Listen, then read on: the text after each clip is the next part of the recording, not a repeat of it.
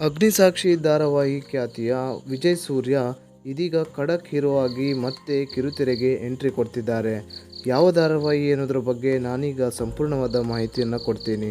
ಅದಕ್ಕೂ ಮುಂಚೆ ನೀವೇನಾದರೂ ನಮ್ಮ ಚಾನಲನ್ನು ಸಬ್ಸ್ಕ್ರೈಬ್ ಮಾಡಿಲ್ಲ ಅಂದರೆ ಈ ಕೂಡಲೇ ಸಬ್ಸ್ಕ್ರೈಬ್ ಮಾಡಿಕೊಳ್ಳಿ.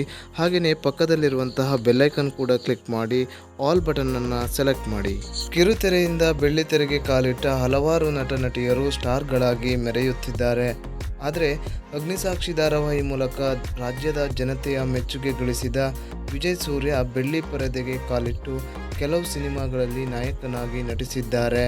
ಆದರೆ ತುಂಬ ದಿನಗಳು ಸೈಕಲ್ ತುಳಿದರೂ ನಿರೀಕ್ಷಿತ ಯಶಸ್ಸು ಸಿಗದ ಹಿನ್ನೆಲೆಯಲ್ಲಿ ಪುನಃ ಕಿರುತೆರೆಗೆ ಕಾಲಿಟ್ಟಿದ್ದಾರೆ ಎಂದು ಹೇಳಲಾಗುತ್ತಿದೆ.